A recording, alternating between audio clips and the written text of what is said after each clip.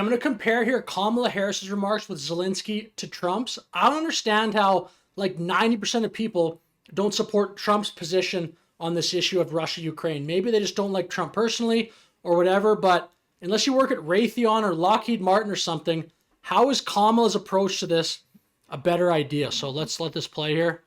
I skipped, by the way, about a minute 30 because it was pretty boring, but we'll kick it off right now. Putin's aggression is not only an attack on the people of Ukraine, it is also an attack on fundamental principles such as sovereignty and territorial integrity. So right there, I mean, I don't agree with that. It's an attack on the people of Ukraine. Like, the way they try to frame this to get everyone emotionally involved in this, like, man, I don't know. International rules and norms are not some abstract notion. They provide order and stability in our world. Which, like, I agree. And some level of support to a country like Ukraine would be justified, but that this concept that the international rules and norms can't be disturbed, the USA, or at least the people like in the foreign policy establishment of USA, take this is like the worst thing you can do, is to like try to redraw the map of the world in any way whatsoever that the United States doesn't like. If you do that, they'll send trillions of dollars, thousands and thousands of men will be sent to die for this.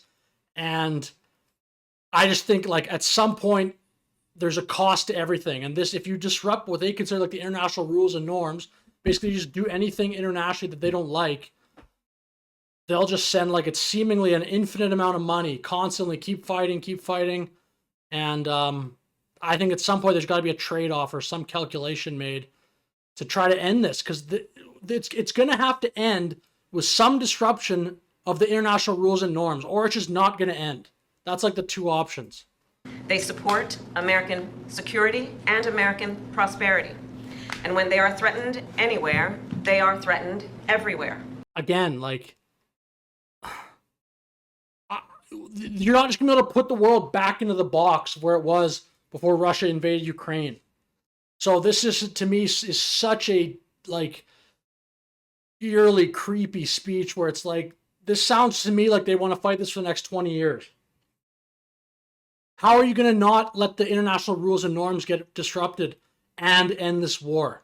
Ukraine just magically push back? Like, this just, to me, sounds like you're going to get other countries involved to try to not have the international rules and norms disrupted at all. So I think this is a tough, I mean, again, like, people are dying, wasting money, but more importantly, people are dying all the time. This war has been so destructive.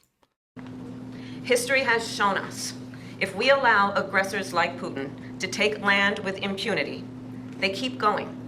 And Putin could set his sights on Poland, the Baltic states, and other NATO allies. Man, I just think you should deal with that. If that does happen, then deal with it. If he starts going into NATO allies, that's a totally different world, because the NATO, like, treaty or whatever just, like, dictates that if you attack one, you attack all. That's so different. If he does do that, then you just, I guess, you have to follow what NATO says, and then it's like full on war. But that's, if he does that, like you're just saying here, he attacked Ukraine. History shows he's going to keep just boom attacking other people. I don't know, like, anyway. We also know that other would-be aggressors around the world are watching to see what happens in Ukraine. If Putin is allowed to win, they will become emboldened. So again, like, pretty fear-mongery. And I mean, I would generally be on the side of Ukraine, but in this conflict for sure. But what are these words? To me just sound like endless conflict. We are going to win no matter what. We're going to keep funding Ukraine. Putin can't have his way whatsoever. Like, what he did, I'm not an expert on the war in Ukraine, but you don't have to be to just realize what he did was wrong. But when is this ever going to end? These comments are, like, very hawkish. This to me sounds like were written by, like, Lockheed Martin. We're just going to keep fighting. We're going to keep going, keep going forever. The average person in Ukraine right now fighting this war is between like 43 and 45 years old. Just an entire generation of people has been destroyed. Ukraine's population has dropped from like maybe 10, 15 years ago from over 50 million. Now it's under 40 million. So Ukraine as a country is just going way downhill. And aren't the Ukrainian people more important than the land? Like, there's enough land in the world to support all the people. So these just the fact that you can't let the map be redrawn in any way whatsoever, I guess, is their justification for just sending more money, sending more people to go fight this war while you sit in an office. And history reminds us, and history is so clear in reminding us, the United States cannot and should not isolate ourselves from the rest of the world. Isolation is not insulation. So then, the United States supports Ukraine not out of charity, but because it is in our strategic interest. We will continue to provide the security assistance Ukraine needs to succeed on the battlefield, as demonstrated by President Biden's significant announcement earlier today. I've been proud to work alongside President Biden and the 50-nation coalition we have built up to allow Ukraine to defend itself. So what's the end plan then? What's like the end game in this strategy? Just billions and billions and billions of dollars, keep the war going. Their strategy to me sounds like they want the war to go on for another 20 years. Thanks to this coalition and the skill and the bravery of the Ukrainian people, along with your courageous leadership, President Zelenskyy, Ukraine has stood up to Russia's aggression, and today, Kyiv stands free and strong. President Zelenskyy, I am clear. Putin started this war, and he could end it tomorrow if he simply withdrew. I agree, but he's not going to. Again, like, you don't have to be an expert on war, or he's not going to. I don't like what he did at all. Obviously, I would be for sure on Ukraine's side, and I don't, again, know the exact steps, but just the fact that he did choose to invade another country is terrible. But come on, man. Like, Russia's a bigger country, and Ukraine's not in NATO. This is just what's happened. Russia has like over 3 times the population or something like that, and has nukes, has all these, like, has so much. They're clearly making a ton of progress into Ukraine. And I mean, they used to say, oh, Ukraine's going to win this war. Ukraine's going to win this war. That is not happening. Zelenskyy keeps coming back to USA and keeps asking for more money. Through his troops from Ukraine's sovereign territory. He's not going to. Ugh, why would he do that? He already, like... Of course, he has demonstrated no intention of doing that. Instead, he continues to assault civilian infrastructure and terrorize the people of Ukraine. In Switzerland in June, along with 90 other nations at the Ukraine Peace Conference, I told you that the United States shares your vision for the end of this war, an end based on the will of the people of Ukraine and the UN Charter, and that we must work with the international community to secure a just and lasting peace. And I told world leaders there, nothing about the end of this war can be decided without Ukraine. However, in candor, I share with you, Mr. President, there are some in my country who would instead force Ukraine to give up large parts of its sovereign territory. It's just the way this has happened. What else are you gonna do? The people, like actual human beings, are more important than chunks of a country. I'm sorry, like, this is a very tough thing to accept, but what would you do if a country more powerful than you, like just in a hypothetical world, took over a chunk of your country? Are you going to keep, like, what do you want you to go there? Your brothers, your sisters, your friends, the people in Ukraine, pretty much now, it seems like when they get old enough, like if someone's in Ukraine right now and they're like 5 years old, once they're old enough, you're just going to give them a gun, go die for us in this ditch over here. It's, I don't know. This all sounds so like boomer, just the baby boomer, the silent generation. We can't let the borders change at all. We got to send young people to fight for this thing. It's like, yeah, I don't know. This is a very frustrating idea to me. At least to me it is. Let me know if you don't agree with that, but who would demand that Ukraine accept neutrality and would require Ukraine to forego security relationships with other nations. These proposals are the same of those of Putin. So I don't know about the security proposals with other nations part, but like, you're not going to go to Russia now and say, let's go back to how it was before the war and it's all good, or just give Ukraine back everything you have invaded. So you got to live in reality. It's just, that's legitimately just common sense. Russia and Putin, their own like reputation will be on the line here. Again, I don't agree with what they did at all, but how's Putin going to go back to Russia after that and say, yeah, we had a great talk and we just took all our troops out of Ukraine and we've decided to be friendly with each other now. And let us be clear, they are not proposals for peace. Instead, they are proposals for surrender.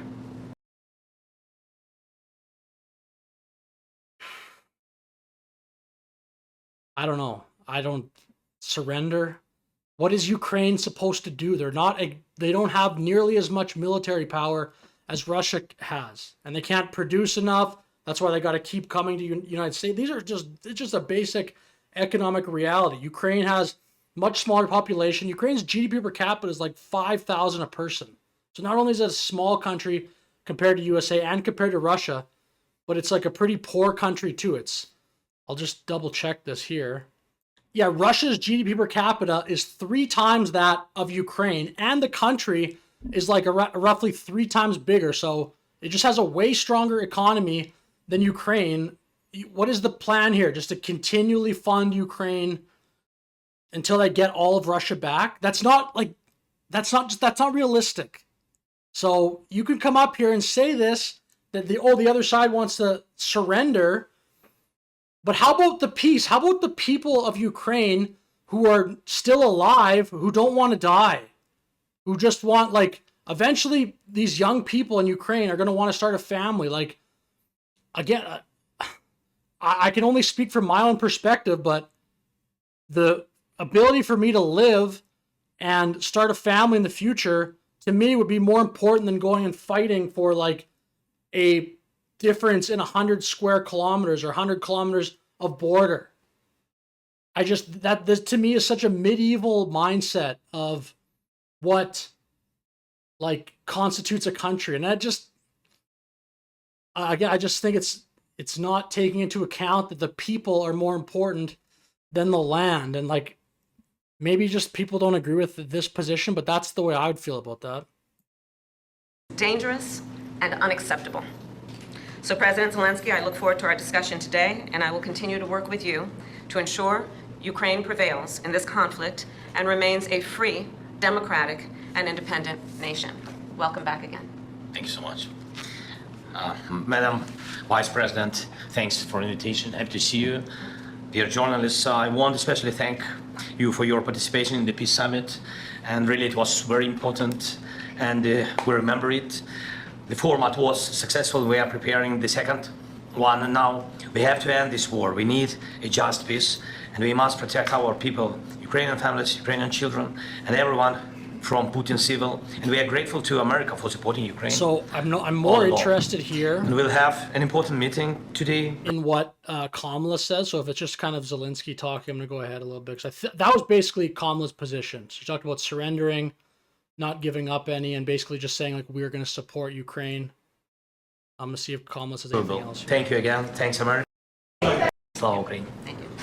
Yeah, so that's pretty much it. So now I'm going to go to Donald Trump's statements and see what he has to say.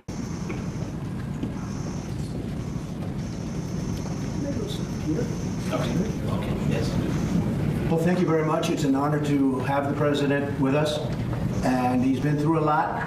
He's been through a tremendous amount, like probably nobody else, almost nobody else in history, if you really get right down to it. And we're going to have a discussion and see. So right there, this to me is like the best version of Trump. He's being friendly, being polite, and making that known to the camera and making that known to everybody watching that he's trying to work with Zelenskyy. But then he goes on and just says, like, he gives sort of a dose of reality to the world about what's happening here in a second. See what we can come up with, but great honor to have you with Thank you us. so much. Thank you very much. Thank you so much, Mr. President. Thank you so much for this meeting. Five years passed.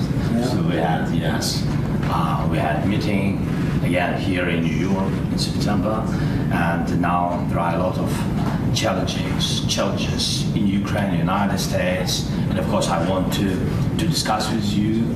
I think where we are together, I think we have common view that the war in Ukraine has to be stopped and Putin can't win, and Ukrainians have to prevail, and I want to discuss with you the details of our plan of victory. My honor. Thank you so much. Thank you very much, everybody. Thank you. See how Trump probably doesn't, I don't think Trump would word it like that, but he doesn't show him up or whatever. Then, yeah, we'll keep it going, because I think they take a few questions here, and then their positions sort of get more clarified. Thank you very much. You have a question for the president? Anybody? Why did you decide to meet? I think it's me or Both of to you. both us. Okay, thank you so much. First of all, it's very important to share all the plan, all our steps, how we can strengthen Ukraine, and of course we have to decide it now, because after November we don't know who is. Only Americans decide who will be the president. But we understand that till November we can't stop Putin. We have to do it. We will try on the battlefield with our heroic soldiers. But we understand that after November we have to decide, and we hope that the strength of the United States will be very strong, and we count on it. That's why I decided to meet with both candidates with all honor to them. Thank you. Mr. President, Mr. President Trump, so what are your expectations about this meeting? So what I expect to hear from the President Zelenskyy, and what are your expectations? Say it a little louder, please. What are your expectations from this meeting? What do you expect to hear from Mr. Nothing. President? Look, this is a meeting, and we have a big race going on right now. I guess 37 days left, and we're leading in the polls, and so we'll see how it all works out. Hopefully it'll work out, but if it does, we're going to work very much with both parties to try and get this settled and get it worked out. Already, this is, like, again, we want to get this settled. Like, how is that not a better position than what Kamala said? The international order is threatened, and that's not necessarily wrong, but you got people need to die to support that, and like a lot of people need to die, go into combat zones, fight for in a ditch to like move territory a little bit. Just I think, how is Trump's position here not better? We got to figure this out. It has to end. Again, like, so to me, Trump, the other position sounds like the cop-out easy answer of just things need to go back to the way they were. We need to just revert the world back to where it was 3 years ago, because we don't want our map to be disrupted. We don't want the international order to change, but like, we don't want to embolden Putin. If he did go into another NATO country, that's like a declaration of war on every NATO country. Then it's different. Then that's basically Putin declaring war with the entire like Western world. So then it's different.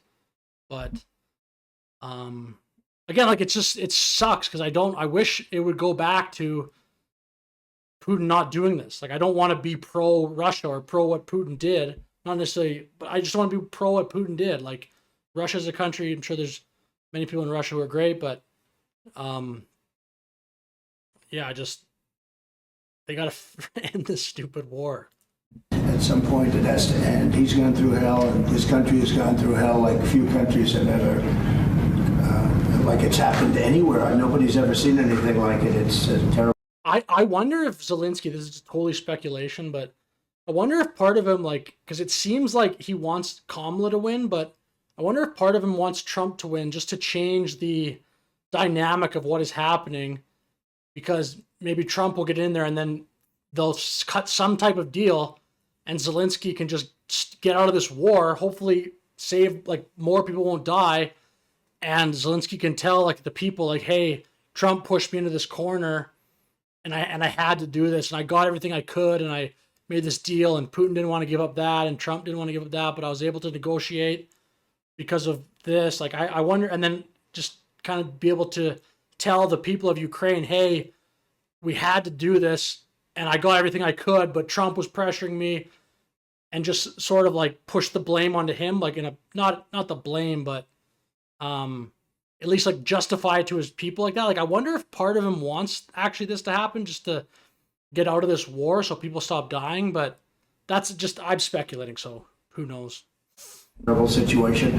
And I will say I have had a great relationship. It was very honorable. I don't even know if you know this, but when they did the impeachment hoax, it was a hoax. Just a Democrat. It was like a campaign thing, I remember here. Am I going to go ahead a little bit? Trump did absolutely nothing wrong. He said it loud and clear. It was like a piece of steel. He said President Trump did nothing with that. He could have played cute, and he didn't play cute. And so I appreciated that. So we have a very good relationship. And I also have a very good relationship, as you know, with President Putin. And I think if we win, I think we're going to get it resolved very quickly. I really think we're going to get it resolved.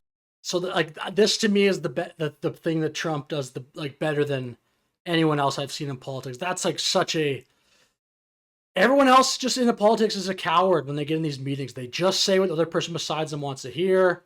They just say what they think the media wants to hear. Trump just says what he thinks about this, and like right to his face. I have a great relationship with Putin. Imagine how much, like, to putting myself in Zelensky's shoes in this moment, that must make him so mad. Putin and Russian army have killed so many Ukrainians, probably so many of his friends. Can you imagine, like, credit to Zelensky for just being able to just stand there? Like, I think Zelensky should get props for this, because that would be an incredibly tough emotional thing to hear right now. Like, that would probably make you so mad inside, and you could understand why. We have more good relations. I think we're going to get it resolved. And I think Zelensky does actually, like, has a pretty good rebuttal here. It's like just kind of asserting his position back in without kind of causing a scene. We're going to get it resolved very quickly. I really think we're going to get it resolved. We have more good relations. We're going to have. Oh, I see. Yeah, but you know, it takes two to tango. You know, and we're going to have a good meeting today. And so credit to Zelensky. Like, at least he stood up and said, "No, we're better than them." I thought that was a good answer. And then Trump says 2 to tango. Like, this is just more realistic than the other one is like a love letter to the military-industrial complex. We cannot have the order disrupted in any way whatsoever. We will continue. We cannot embolden Putin. Like, does that not just sound to you like we're going to fight this for the next 400 years? I think the fact that we're even together today is a very good sign, and hopefully we'll have a good victory, because if the other side wins, I don't think you're going to have victories with anything, to be honest with you. So we're going to sit down and just discuss it, and if we have a win, I think long before January 20th, before I would take the presidency, it's January 20th, but long before that, I think that we can work out something that's good for both sides.